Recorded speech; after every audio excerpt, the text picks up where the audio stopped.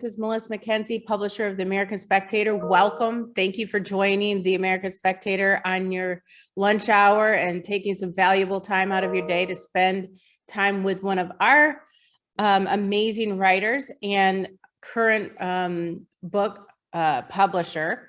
That is Scott McKay. You all know Scott McKay from his work at the Hayride. He's a Louisianan, a Cajun. I don't know if he's Cajun. No, I'm half Cajun. Half Cajun. Half Cajun, We will half try Scottish. not to hold that against him. You know, you can't trust a Cajun. I say that I'm from Texas, so I'm giving him a hard time.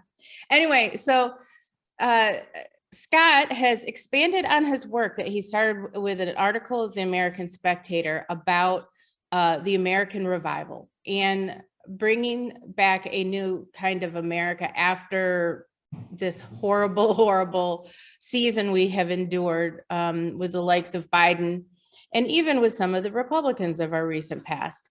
So I'd like to welcome you, Scott. And the first question I have about your book, which is what's the exact title? Something. The Revivalist Manifesto is the title. You know, manifestos always make me a little nervous, but in this case, since I've read it, it's not too bad. You know, you read, usually serial killers have manifestos. In this case, this is a political one.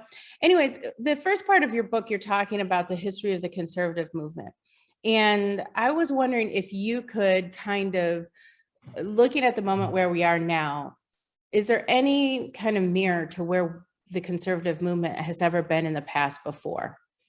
Well, the conservative movement, I mean, arguably really only started a couple of decades after the beginning of this current political era, right? I mean, you had the New Deal, that and FDR's election of 1932 was sort of the break point of the previous era that, you know, began with Abe Lincoln's election and really ended with, you know, the disastrous presidency of Herbert Hoover.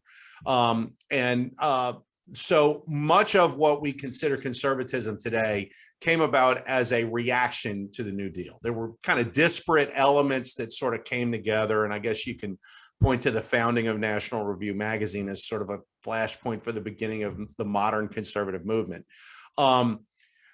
There have been, I mean, you know, Jimmy Carter's presidency, obviously, I think is something of an analog to where we are now. And really, I think the Reagan election in 1980 was the American people attempting to start a new political era.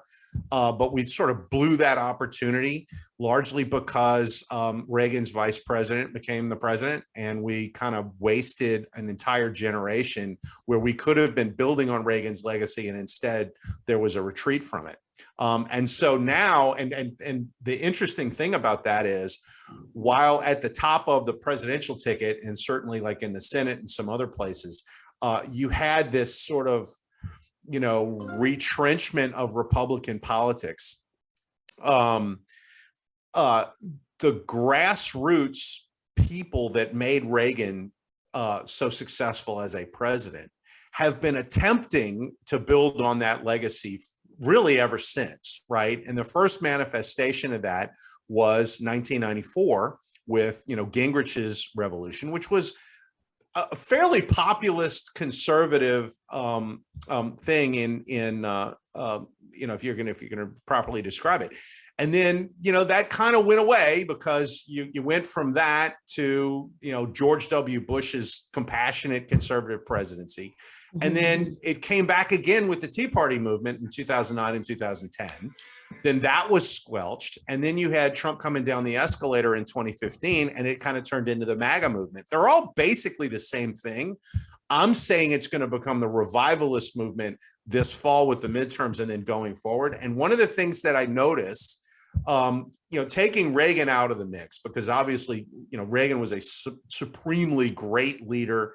You know, the left minimizes him by calling him the Teflon president and the great communicator and all that kind of stuff, which is a way to mask how effective he actually was as a political philosopher and as a leader, much more than just a messenger. But taking him out of the equation, these waves of populist conservatism keep coming, and every time they come, they're stronger. Which is why I think you might actually get this over the top. And some of the effects of previous waves have, kind of reverberated. Like, for example, the Supreme Court's having this amazing last, several days. While we were getting started, we kind of touched on this a little bit. This West Virginia versus EPA case that I think is going to come down tomorrow, if I'm not mistaken. Like, this thing could be a massive change in terms of robbing the administrative state of its ability to make law without congressional approval. And if something along those lines comes from the Supreme Court, I mean, we could spend a day just talking about all of the implications of that. But it's a massive sea change in how America is governed that could happen as a result of this. So basically, what I'm going sort of a long way around the bush to answer your question, but essentially what you have is populist conservatism taking over the Republican Party and continuing to make larger and larger dents in sort of the elite ruling class way of doing things that has been so long established, really since the New Deal. So I keep talking about, we need to go from conservatism to revivalism. And I think it really is just sort of a natural progression, because conservatism got started. Remember the motto of National Review basically was, standing athwart history, yelling stop. There's nobody in the Republican Party other than the, out of touch people at the top, the Mitch McConnells of the world, who believe any of that anymore. Right. And it's really interesting, because you talk to people, say 55 and younger, who are like pissed off and want to do something and want to fix things. And then you talk to the people who are older and they're like, oh, it's all over. Right. Well, it's not over. Right. I mean, the fight's not over until you give up the fight. And I think people like our generation, Melissa, and younger, none of us want to give up the fight. I mean, none of us are all that impressed with the left, frankly. I mean, I don't think it's, if we're actually interested in fighting, I don't think there's anything that says we're going to lose to these people. Right. Allowing AOC to have the future of the country in her hands, that's like conceding a marathon to a paraplegic. Why would I do that? Right. Anyway, wait a minute. Before we get to AOC's generation, one of the things we were talking about before this all started, which I think is worth talking about now. Sure. And all apologies to Paul Chernitsky, one of our board members, who calls Gen X the worst generation. What? Yeah. Hi, Paul, if you're out there listening.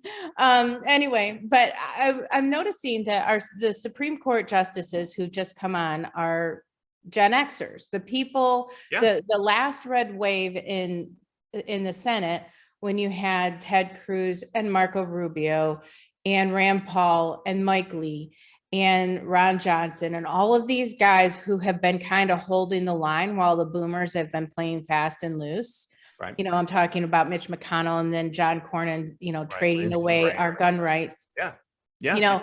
So you have this younger generation, then you have these new justices who are utterly unafraid. And it's interesting because their mindset is very Reagan-esque. I mean, we all grew up during Reagan, Right. Kind of optimistic and courageous, because what the Supreme Court is saying is that send it back to the states, trust the citizens, make laws, and do your job, basically, local legislatures. And the federal government shouldn't have so much control. In fact, the Constitution forbids it, and we're going to go back to the way it should be. Right. Well, that's freaking out the left, of course, because no one naturally likes their positions, which is why they're having a complete meltdown. And one of the things I wrote in my newsletter coming out probably today is that the left was so used to the Supreme Court, like being there, that the whole court system was theirs. And so they didn't have to really work for anything legislatively. And one of the things that the pro-life movement did was, and it's been around for 50 years, has been hardworking, doing the work methodically to make a change. And so there's some real discipline there and the grassroots on the right, because they've had to be. And the thing that the right realized, which is why Trump got elected, in my opinion, which is why I voted for him when some other people didn't, was that the Supreme Court mattered. And but now that if there's more judicial restraint, ironically enough, this is a more restrained court there, because they're saying that the legislators locally should be doing it. Now what becomes more important is election integrity, because the way that the left will try to and they are doing that. I just read an article before we started, something like 42 million went into primaries from the left, funding certain people on the right that they think would be terrible and can't get elected in the states that they're in. Right. And so now there's going to be, but always cheating, never legitimate, because they can't run. Right. So I was thinking maybe we could talk about, just for a second, this kind of transitional generation and why you think it's so important, what you see going forward from this. Well, and what I would say is, if you look at the preponderance of particularly House races and state legislative races, which is where the bench comes from, what you will find is, with some exceptions, but an overwhelming preponderance on the Republican side of people who would identify as, say, MAGA. Or like I would continue to, I'm going to keep calling people revivalist until it catches on, damn it. But anyway, very much sharing that Reaganite mindset, not, like people who, if you ask them, would be like, what the hell is compassionate conservative? Like, what is that supposed to mean? I'm not conservative. I'm not compassionate. I'm conservative. Like that mentality of, I'm not going to apologize for, being a Reagan disciple, whatever, like, I don't back down. I want to go on offense and all this kind of stuff. If you look at House races, Senate races, there are plenty of those. Okay. But it's not overwhelming. Like I wouldn't put Dr. Oz in that category, for example. And I'm not sure I would put Katie Britt. I don't know if it froze for everybody, but Scott's frozen for me. Is Scott frozen for, oh, now you're frozen. We must have a busy group here. All right, am I good? Can you hear me? You're good. Can you see me? Okay. I don't know about Dr. Oz. I don't know about Katie Britt for some of these Senate races, but when you get below Senate, the Republican Party has totally changed. And I think what it means to be a conservative is absolutely changing. And I think Trump was probably the guy that catalyzed this at the electoral level. I mean, what you had among people that would talk was an enormous amount of frustration that built and built and built and built. And we've talked about this for, a long time, and I've written about it over and over again. You had 20 years of conservative pundits. I hate to say this, but getting bought off to like make the conservative case for X when X is not conservative.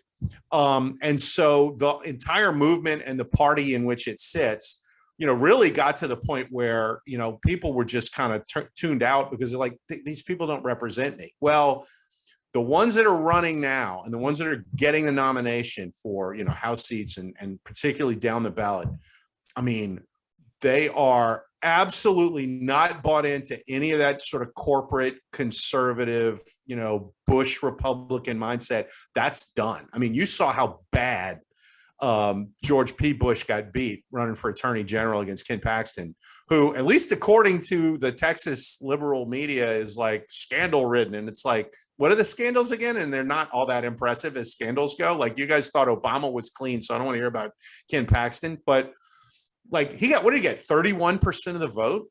Like, he got annihilated, and he had all of the old kind of Texas, people behind him. And the people in the Republican Party in Texas were like, yeah, forget that. We're not interested. Even his, the rising Hispanic, contingent within the Texas GOP. And, he's Hispanic, right? Like, I mean, his mom is, she's Cuban or Mexican? I can't remember what. Anyway, Mexican, right? And they're like, nope, we're not voting for him, right? Like, they're just not interested. We're going to vote for Paxton because, what matters is like what the Republican Party is going to be. And so there's a very, very like significant, I think 80% or better majority within the Republican Party for Trump's, DeSantis's, Josh Hawley's, right, Jim Jordan's, right, and not, sort of this consensus, win-win Republicans who get absolutely annihilated every time they do deals with Democrats. And that the gun deal was a perfect example. It's not win-win. No, it's never win-win. It is always the Republican establishment, even now, always accepts the left's premise. Yeah. So we're always stepping off from a point of, from their point of view, even compassionate conservatism, which drives me nuts, because the inherent supposition is that being a conservative isn't compassionate. Exactly. It's offensive. It's offensive. And so this is the Republican Party elites kind of viewing their own base that way. When their base are small business owners, tradespeople, now blue collar people, Hispanics, new immigrants who are working their butts off to have the American dream. And they don't want to hear about, holding hands with someone who wants to wreck all of that. Right. And that is whether it's the corporatists or the commies, you've got those two groups on the other side. Why would we want to cooperate with people who want to take the hard work of the average American and redistribute it either to corporate, interests or to people who don't want to work and want to take something for nothing? Well, and that is like an exceptionally good recitation, Melissa, of revivalism, right? Yeah. Like, we're not like that. It's like, we're beyond that. I mean, I do this. I actually did this over the weekend. The Louisiana Republican Party had their state convention. I gave actually a couple of speeches, but in one of them, I outlined this. And of course, Cornyn gets booed off the stage at the Texas GOP convention. And his reaction is, well, I'm not going to be swayed by a mob. A mob, these are the delegates to the state convention. These are the people that wrote checks for you. They did phone banking for you. They stuffed envelopes for you. And you're calling them a mob because they're not happy that you sold them out. I mean, I wouldn't give a nickel for John Cornyn's chances of ever getting elected to anything again. I think he's done. I think the Texas Republicans will absolutely make sure that guy is finished when he's back up for re-election, and good riddance to him, because you can't treat your voters that way. And one of the biggest things that I'm talking about in this is, the Republican Party intentionally, the Democrats unintentionally treat their voters horrendously badly because everything they do doesn't work, right? And people suffer. Now, some of that might be legit, and we can maybe talk about that later, but the Republican Party makes conscious political decisions to sell out and treat very poorly its core voters, right? They give us all of, I'm pro-gun, I'm pro-life, and blah, all of this kind of stuff. And then they get up there, and the first thing they want to do is get invited to all the good cocktail parties in DC, and they sell us out. Well, at some point, you can't continue selling us out. This is the reason Obama got elected. And before Trump came along, there was a very serious feeling that the Republican Party was kind of dead as a major political party in America. And part of it was you had so many independent voters who were conservative. I think most independent voters are conservatives who are disgusted with the Republican Party. Yeah. And if Trump, I think, made big strides bringing those people back into the fold. And Matt, maybe now you're starting to see sort of the aftermath of that in all of these great candidates coming through. There are people that are like, okay, I get it. I can't sell out my own voters. I'm going to fight for them. But the old mentality was this, and I use this all the time, and maybe it might help you guys if you hear it. The old way that this worked in a legislative negotiation setting was, the Democrats would come to the Republicans and say, okay, we want 100, right? And it's like, well, what are you offering for the 100? We're not offering anything. We want 100. You're going to give us 100. And so, the proper response is, well, if you're not bringing anything to the table, then go to hell. But the, kind of old school, stupid party Republicans are like, well, they're going to say mean things about him if we don't give them something. So I guess we're going to negotiate. And what ends up happening is we gave them 30. And it's like, well, what did we get? And they, well, we got 70. It's like, no, stupid, you had 100, you gave them 30, now you have 70, you lost. Well, yeah, but this is a deal we could go. It's like, no, they're going to be back next year for another 30. Like, when are you guys going to learn? And so the revivalist mentality is, if they show up and they're not bringing anything to the table and they want anything, the answer is, you get nothing.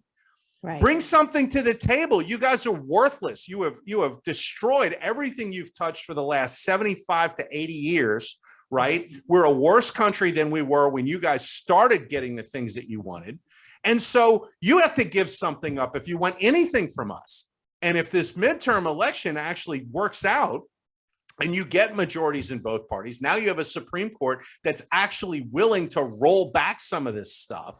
You have a Democrat president who, I mean, the guy needs training wheels on his bike, and I don't even think you could put training wheels on his mouth. I mean, and they have no bench behind him. So 2024, unless it's like the biggest stolen election in the history of the world, it's hard to imagine how you don't win that. You're in a position where you can actually take back a lot of the stuff that's been taken away from the American people over the next, 3 to 5 years. And it's going to happen. It's going to play out amid a landscape economically in this country that, really makes a lot of things possible, because this is not some ordinary recession we have going. I mean, this is sort of the denouement, if you will, of, modern monetary policy and all of these idiotic things that really kind of came in, beginning with Clinton, unfortunately accelerated with George W. Bush, blew up completely with Obama, and Trump didn't really address it. But we're going to pay in massive inflation and a deep, deep recession, a housing crisis, and a whole bunch of other things. We're going to pay for those excesses. And, before it's over, I think most people are going to realize we can't run things the way we've been running them, because it doesn't work. And look at all the suffering. Well, it's interesting because DeSantis on a state level is kind of showing, again, a Gen Xer, what can be done. So like when Disney started throwing its weight around, DeSantis didn't back down, even though they're the biggest donor in Florida. He's like, no, I have to answer to the voters.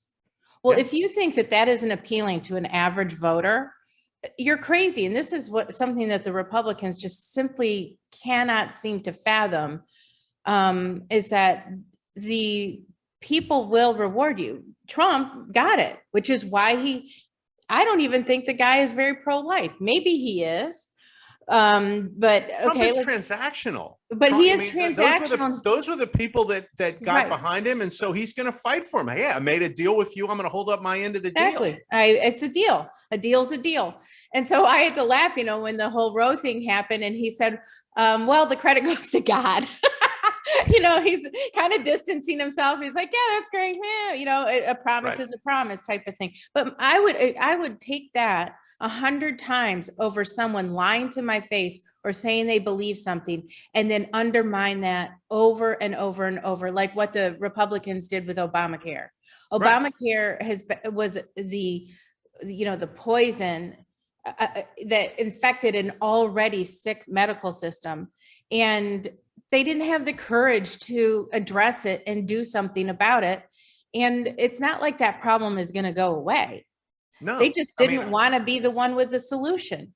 And I'm tired of a GOP like that. And I don't think I'm alone. And I think that what you talk about in your book, as far as a revival, at least is hopeful, because I can, you talk about a lot of people kind of giving up hope and everything. Well, there's a good reason for that. I mean, when you look at what the Republicans have done over the years, it doesn't inspire much hope, even when they had the ability to do something, substantial and, becoming change agents. They chose not to. They chose the easy way out. And I think, to talking about Mitch McConnell in particular, I think he's great on defense, terrible on offense. He's great at throwing sand in the gears and stopping things, but he's not good at making things. And we need some Republicans who are willing to actually legislate and have hope in the future to make it something, revive it, like to your point, revive it. Well, and the thing of it is that most of the political institutions, governmental institutions in this country currently were established to serve the needs of a bygone era. Okay. So, I mean, we are so far beyond the point where reimagining how all of these different things are done, that, the whole thing is like a farce, right? Like, I mean, we waste money on things that we know will not work, when there are better ways to do things. And I mean, I could get into the whole, what the sharing economy could do, with the welfare state and what, all these different things. I don't want to drag us into that, even though that's all really good stuff. And in the next revivalist book that I'm about to start working on, the Revivalist Agenda, we're going to talk about a lot of that. But like, it requires the courage to actually, say, hey, we're going to make this change, right? The Democrats have that courage. I mean, like they were willing to put Obamacare in place without a single Republican vote. There is nobody within this current sort of Republican generation of politicians that's, led by the McConnells of the world that have that kind of vision or that kind of appetite for the use of political power. And a lot of these guys, they want to wield power, but they don't want to use it. Scott, just to interrupt you for a moment. So back when Obamacare was happening, right? It's so far out of the realm of what the Republicans could fathom. I was friends with a guy who was a spokesman for one of the House members or senators at the time. I can't remember what his role was. He has since moved on. And I was in an argument with all these guys. I said, they will pass it. It should not be voted out of committee. Once it's out of committee, it's done. Right. And they were like, no way, there's no way they would do this, da, da, da, da, da. And I'm like, you're thinking from your perspective, because there's no way you would do this. Exactly. But the Democrats are a different type of animal. They know what to do with power. And I suspect that the problem that Democrats had with Trump and other Republicans had with Trump is that he governed like a Democrat. Absolutely. And look, revivalism is all about Republicans governing the way Democrats do. And the thing of it is, I mean, look, it's physics. To every action, there's an equal and opposite reaction. When the Obama-style Democrats decide that they're going to steamroll things, then the response is Republicans no longer play by the Queen of Marquise of Queensberry rules, right? And, you mentioned DeSantis and Disney. That's the perfect example, right? Like what happens? Well, they come against the anti-groomer law and they make a big deal about it. And then that video from Christopher Rufo gets out of the C-suite guys at Disney all talking about how they're going to, we're going to throw more gay stuff in, our children's programming. And of course, they already knew they were doing that with Buzz Lightyear and have that work out at the box office for you. But the point was, like, there was no question of who Disney was, right? At that point, this was not, we're actually on the center and you guys are hard. No. Everybody knew what was going on there. And everybody already knew because they already knew what Disney's products were, right? They fired Gina Carano. They did all of it was out there. So when these guys came against the anti-grooming law, it didn't move the needle. The Florida Republicans in the legislature were like, no, we're passing it. And then the poll comes out, most Democrats are for the bill, right? So they pass this thing, Disney goes ballistic. And the answer was perfectly revivalist, which is, well, okay, if you're going to keep this fight up, then we're going to follow you back to your camp and route you there, which means we're taking that $200 million favorable tax treatment you got, gone. And now, by the end of the summer, that whole C-suite full of those wackos talking about grooming these 5-year-old kids with their products, they're all going to be out of a job. And the next people that are running Disney will make a rule never to get involved in political activism on that level again, right? Right. That's how you win, okay? And that's how a Democrat handles things. You remember when Chick-fil-A couldn't get into Chicago? Right. And I'm not saying it's good to do that, but I think it's really good to at least show the other side, hey, you're going to take losses on this. You might want to back down from the brink because our side actually isn't going to take it anymore. And the minute that you show them there are consequences, negative consequences to the things that they do, it moderates them because they're not all wackos. Some of these guys realize, okay, well, there are things we can't get away with, so let's not do them. Like my suggestion is, the first day all these guys get sworn in Congress, you start dropping articles of impeachment against every single person in the Biden cabinet. All of them. I mean, no exceptions. Mayorkas, the Cardonis, whatever the education secretary, Lloyd Austin, Jake Sullivan, Blinken. I mean, every one of these guys, you have reasons to impeach them. You drop those articles of impeachment. Can you get rid of any of them?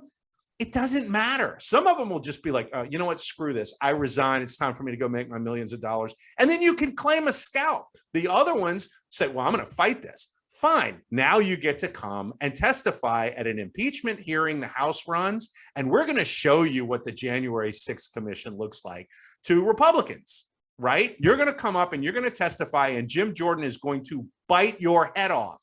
And you're going to get that in front of national television. And let's see how many people want to do that. My guess is you start getting some guys cutting deals. Hey, you don't want to impeach me. Let me tell you who really want to impeach, right? And that's how you break the facade down. Now, are you hurting the country by doing it? I wouldn't think so. I mean, most of these people are tyrants and they're doing things that are really bad. And so, throwing some chin music at them is exactly what's necessary. Some right? chin music. I mean, for young people who aren't into sports, chin music is a boxing metaphor. No. It's a baseball pitch thrown at a guy's head that he has to duck. Oh, you're right. Right. I mean, like the whole point is when you demonstrate to these people that there are negative consequences to things that they do.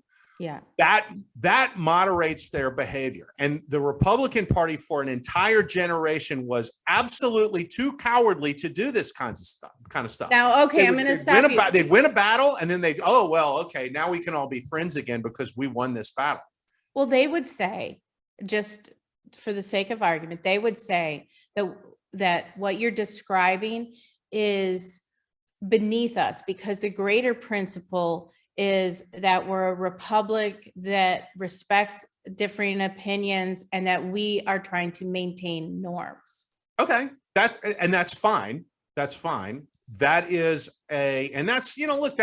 old school conservatism. And it was built to engage in these fights with Daniel Patrick Moynihan liberals. Right. Those don't exist anymore. Okay. Right. You don't get Daniel Patrick Moynihan on the other side. What you get is Ilhan Omar. Okay. Right. And you get Maxine Waters, right? You get people who do not share your values. Right. And the age of political consensus in America is over. It ended with Obamacare. Okay. Yeah. Prior to Obamacare, nobody would dream of passing anything without a single, like a major piece of legislation like that, without a single vote on the other side. Okay. And the Democrats had all the opportunities in the world in 2010 to moderate their stuff just a little bit and probably get tons of Republicans to come on board. But they didn't want to do that. They wanted everything they wanted, and that was it. They didn't even want to listen to Republicans. And I mean, Nancy Pelosi was so arrogant and so dismissive of the other side that, I mean, how you could not look at that and then immediately conclude, okay, it's over. Now it's the fight and we have to win. And it's really been a dozen years since then, other than basically the 4 years that Trump was in, where, the Republicans just haven't gotten it. I think that this next generation of folks that we've been talking about totally gets it. Like we totally get it.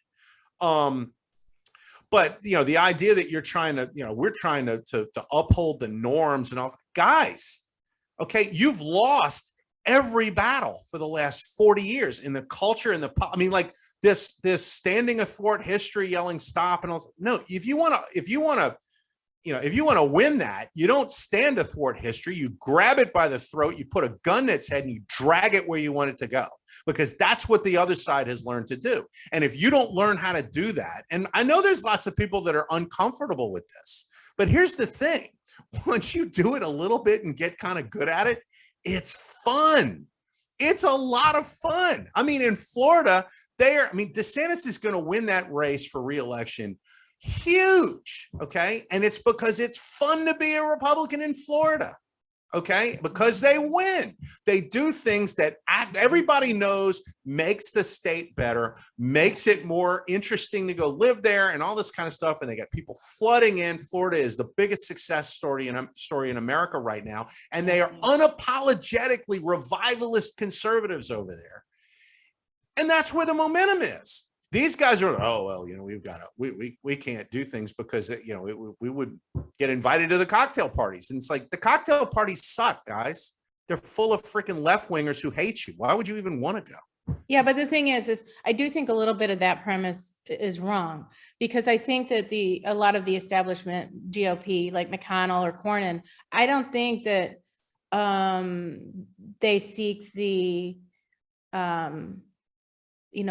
acceptance. I think they view them as their own. I don't see, well, there's they're that. not either. They feel like they're more righteous because they're more moderate and that they are more representative of the country. The problem is I feel like that moderate view is so far left, even still, that the Republicans don't realize how far they've gone to the left in appeasing the left. And so they're out of step with the mainstream Americans who are like saying to Disney, no, who are refusing to take their kids to movies. And this is across the board. So like, it wasn't a moderate policy that got Northam, or who's the new guy in Virginia? Youngkin. Right. Got rid of Northam.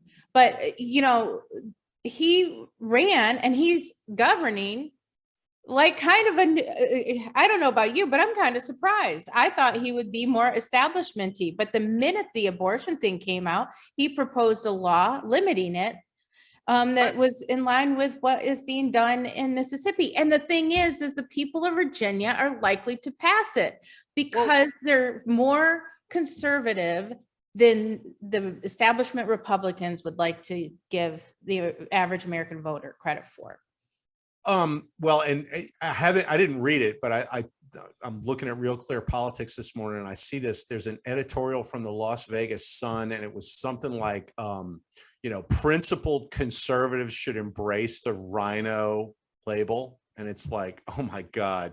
Like, if that's not, I haven't read it. That's got to be the worst editorial ever. Who wrote written. that? I don't know, but it was a Las Vegas Sun thing. And I'm looking at it, I'm like, okay, so this is the whole point, right? Is you say you stand on your principles, and yet you're losing. And the thing you state as a principle, I'm defend the Second Amendment, and then you give away Second Amendment rights. But, but I'm principled and I'm not, these guys want to fight dirty and I'm not going to, it's like, okay, well, what's your principle? Is your principle that, you want the Senate to be clubby and that everybody gets along? Is that, because that's a principle. Okay. But it's in conflict with the thing that you ran on. You didn't run, John Cornyn, in Texas by saying, hey, I just want to make sure that I'm really good with the guys in the cloakroom. Right.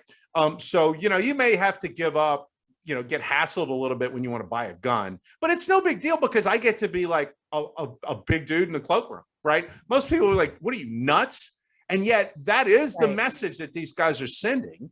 So I think a lot of this it's an arrogance, but the whole point is these are all the same people that did the never Trump thing, right? Like, Cornyn is running in Texas, and of course he's the Trumpiest Trump that ever trumped.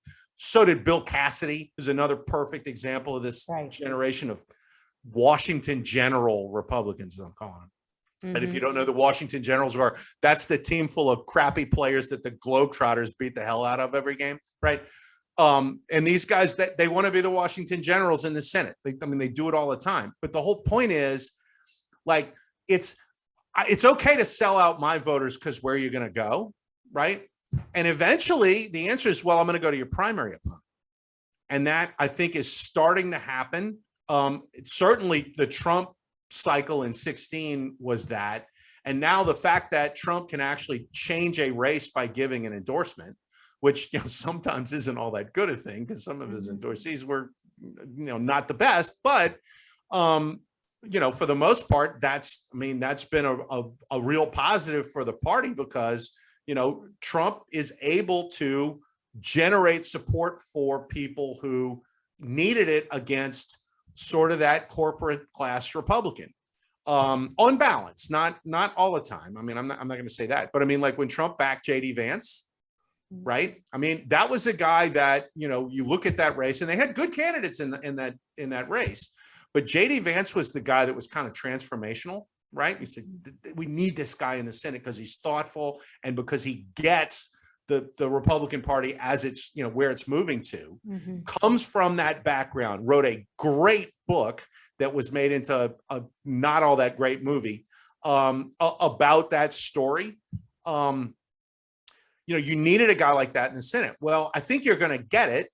And it's thanks to Trump endorsing him over a really good field of people that may not necessarily have been that kind of Republican senator along the way.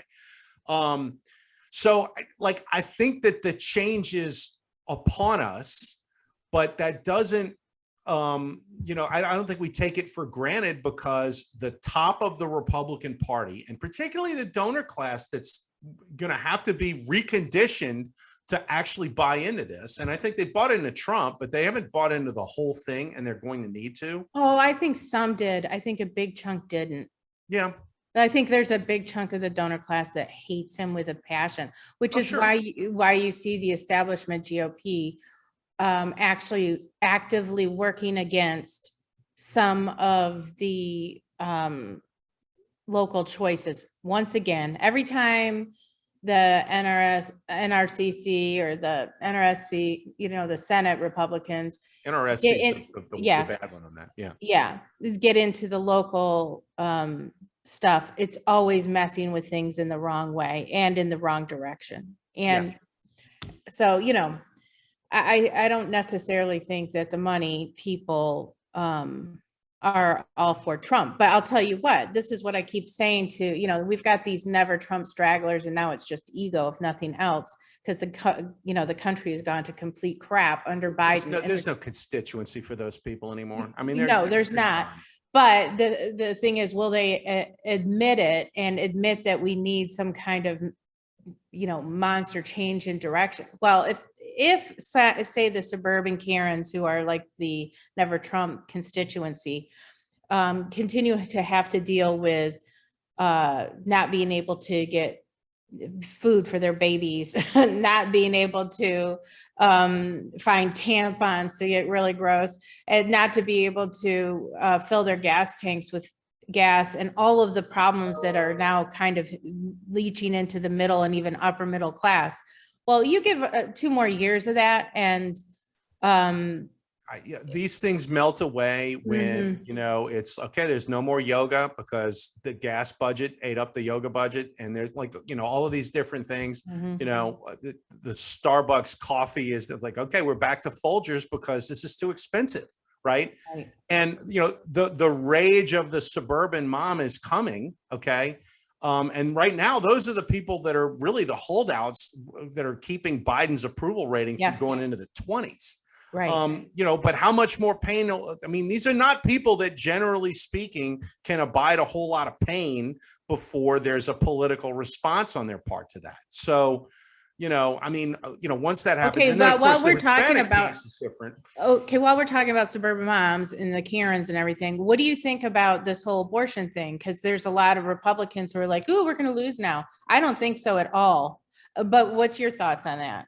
Well, okay, at the end of the day, okay, the states that are going to come in and restrict abortion like really heavily, all right, are not places that the Democrats can win.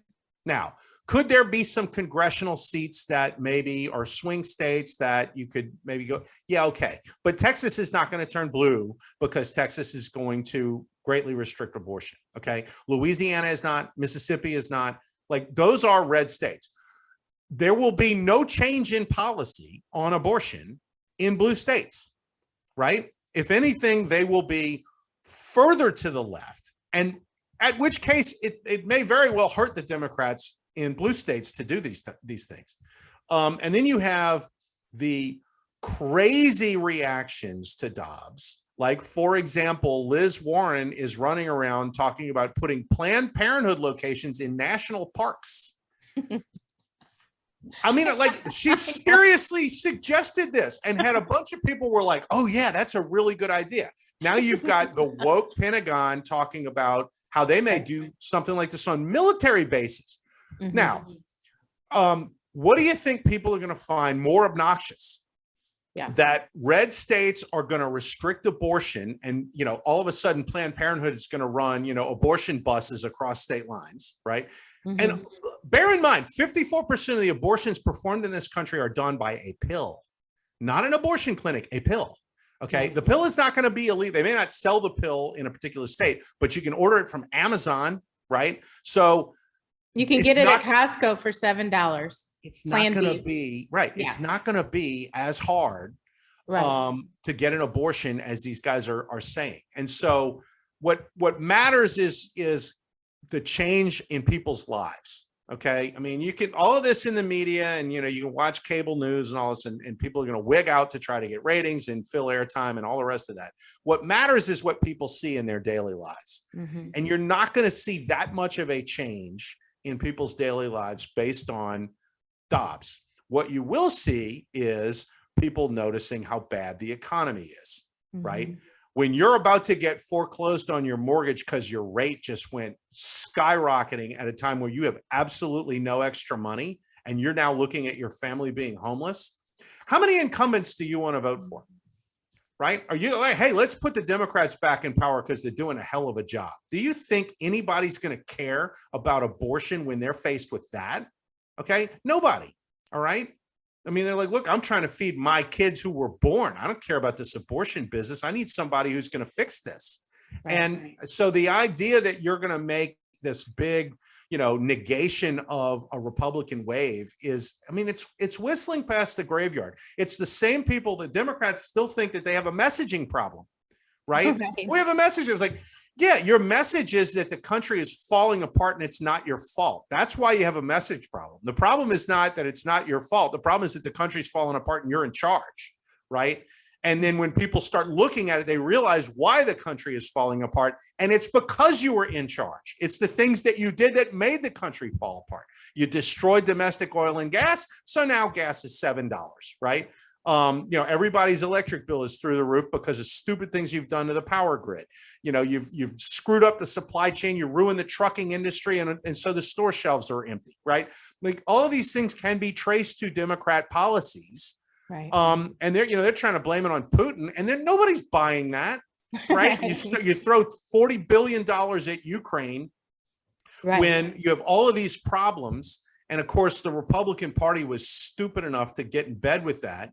But people are going to realize that the Democrats are the ones driving that train.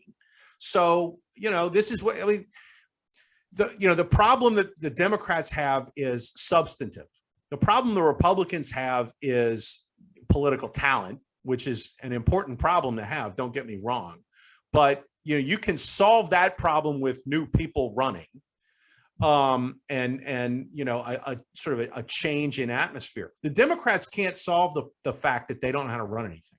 And then this is not that Joe Biden is demented or senile or whatever. Right. It's that, like, okay, well, where are they successful running anything? Right? What states do they run that are successful? I'm living in Louisiana, which has a Democrat governor, and he has destroyed this place. I mean, like, I can't wait to get out of Louisiana because John Bel Edwards has destroyed Louisiana. Gavin Newsom in California, I mean, they're running out of there. It's like a reverse Okies, okay?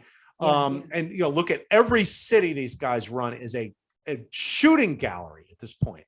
And the thing of it is that the machine politicians from those cities are the ones that are running the Democrat Party nationally, okay? Yeah. I mean, they just gave Keisha Lance Bottoms a job in the Biden administration. Are you kidding me? Like, the worst mayor of Atlanta ever. And they just, oh yeah, let's give her a job in the administration. They gave Mitch Landrieu $1 trillion to spend.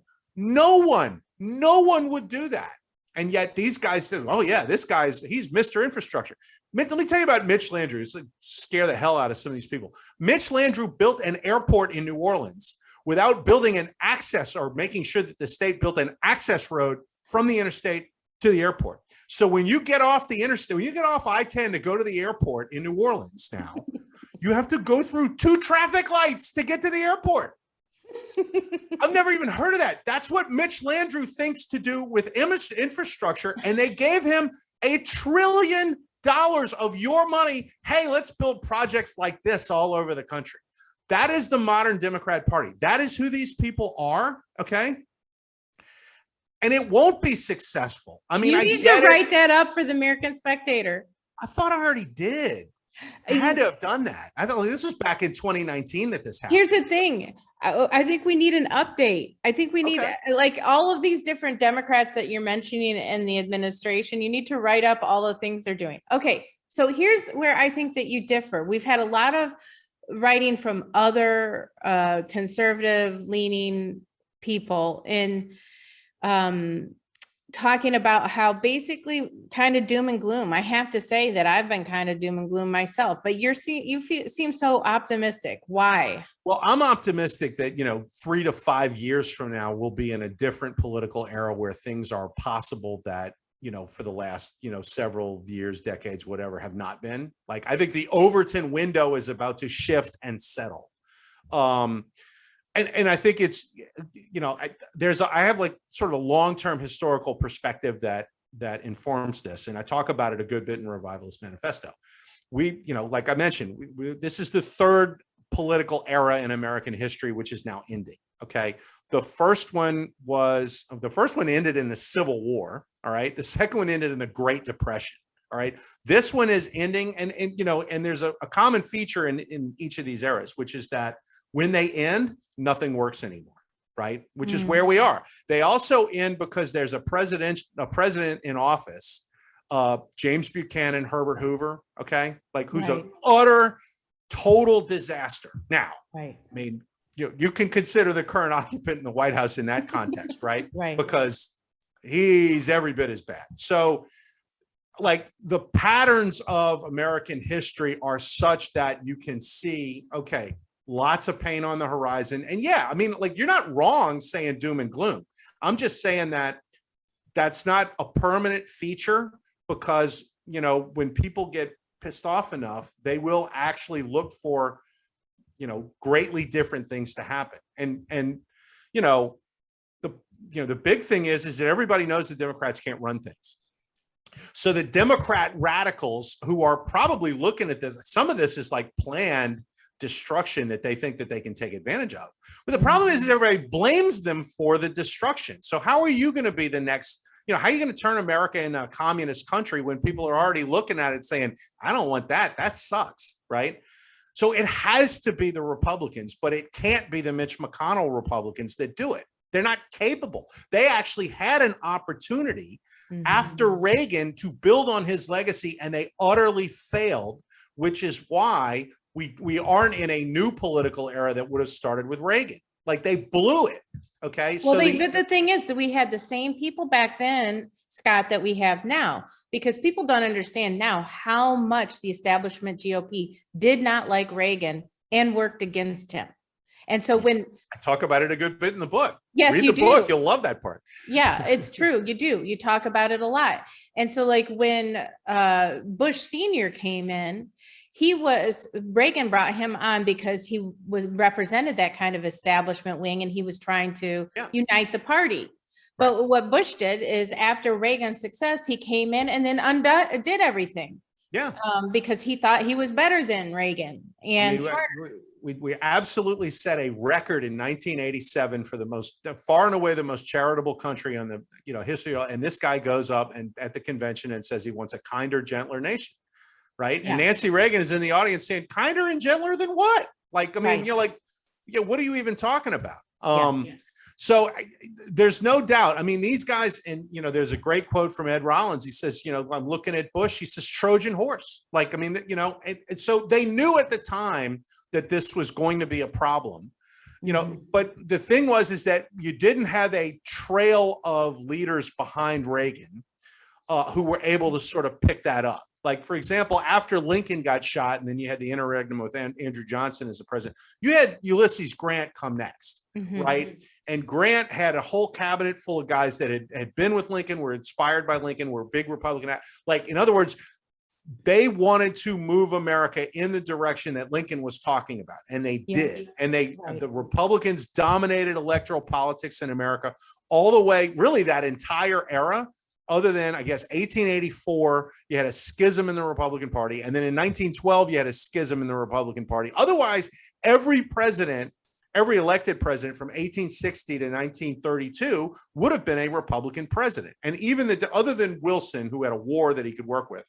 I mean, like, you went 60 years pretty much with nonstop Republican control of the country. And it was the Gilded Age, and it was the Roaring 20s. I mean, you had the entire, it was a very successful era. It was the era that built America into a modern, world power. And so the point is, the Republican Party has in its past been that kind of dominant party.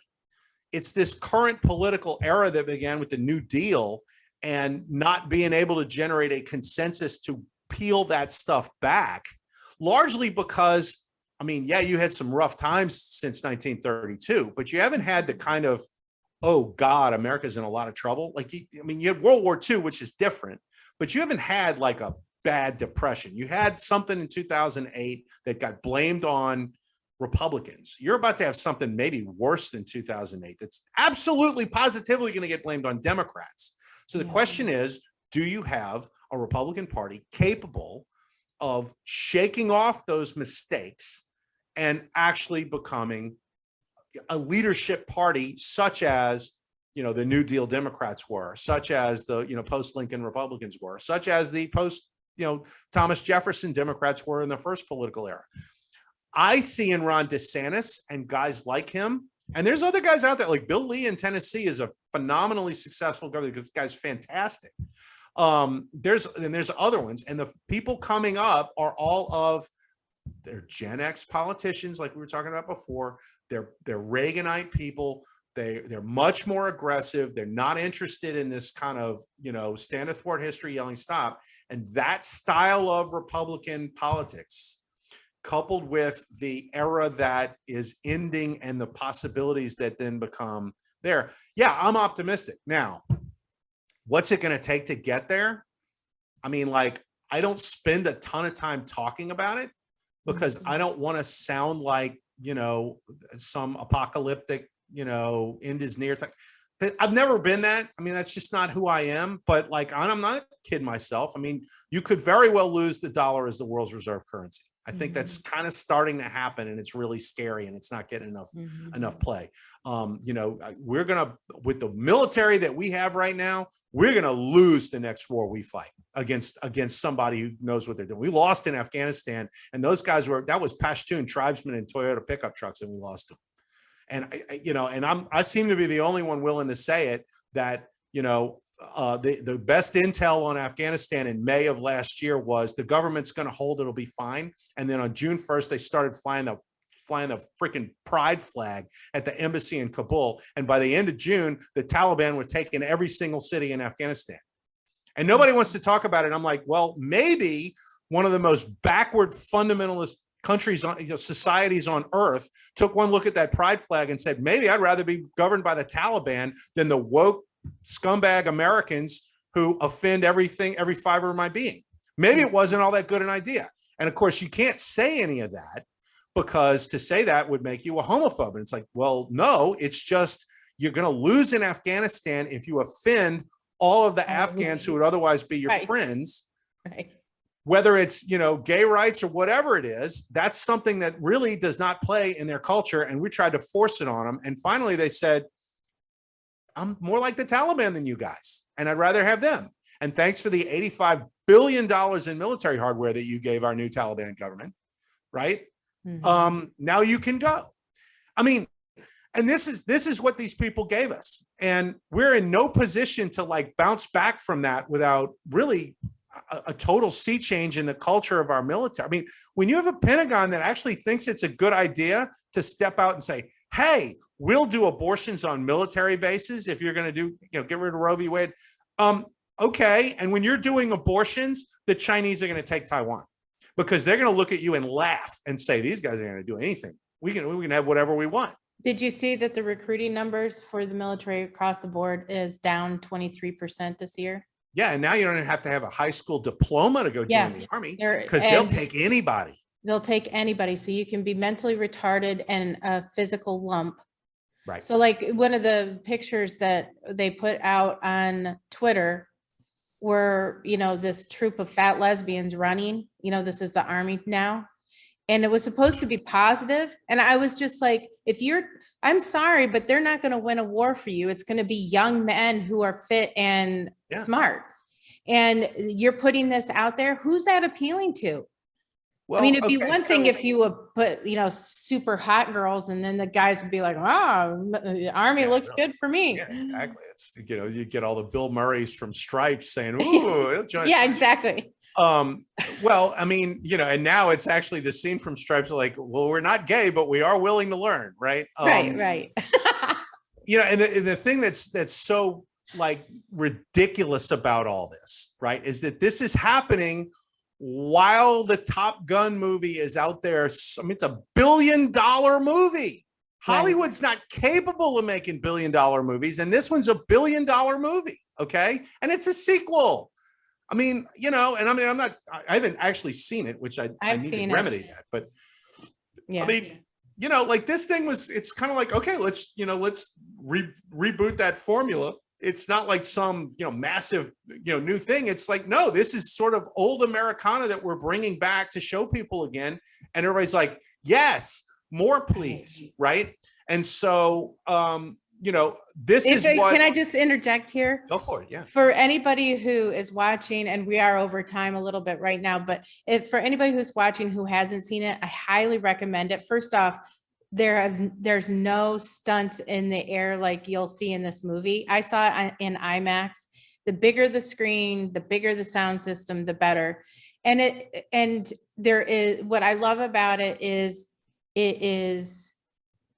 quietly inclusive.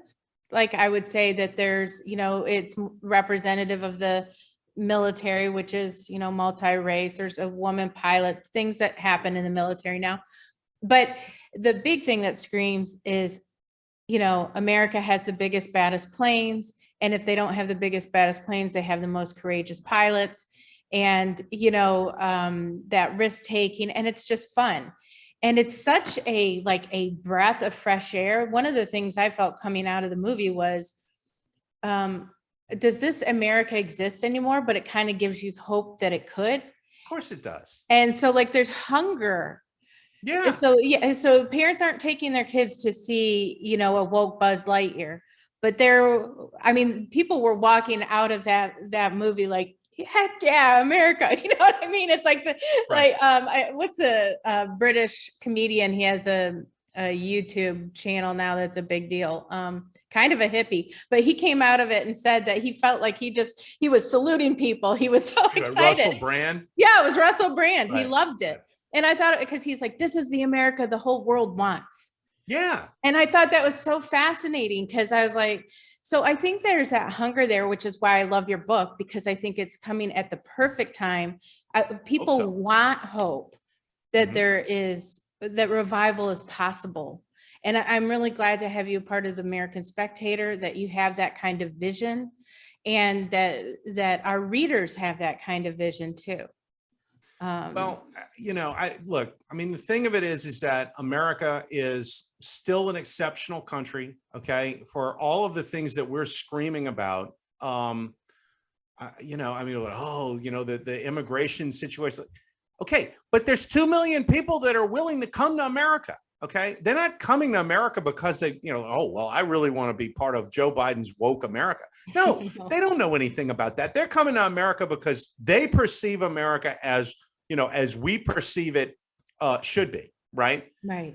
That's why. And, the plurality of the folks that are coming, they're coming from Venezuela and Cuba and Colombia, which just elected a Marxist terrorist as their president, Bolivia and places like that. They're coming from the kinds of places that look like what Joe Biden and the Democrats would make of this country. Okay.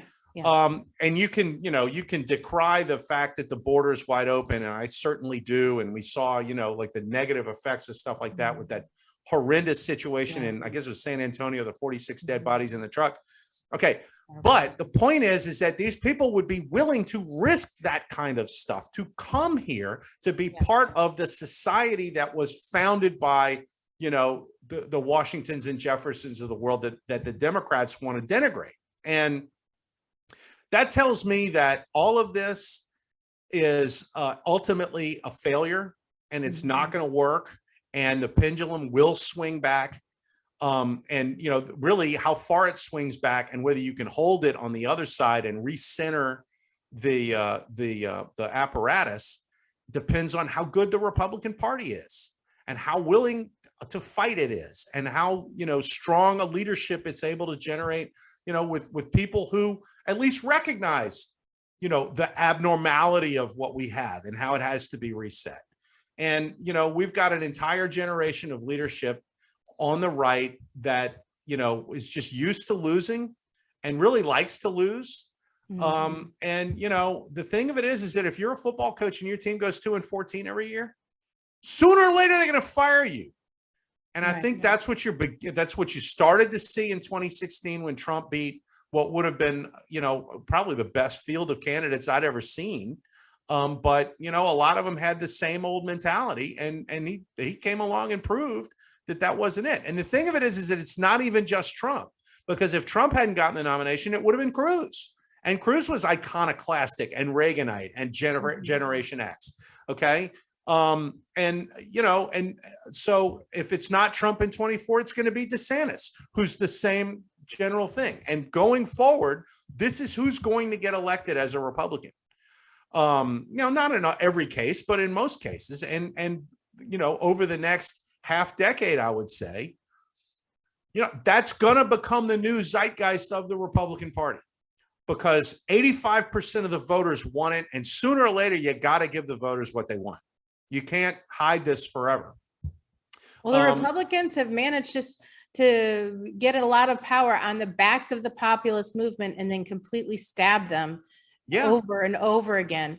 So I don't even think that there's a comprehension on the part of DC Republicans of where people are.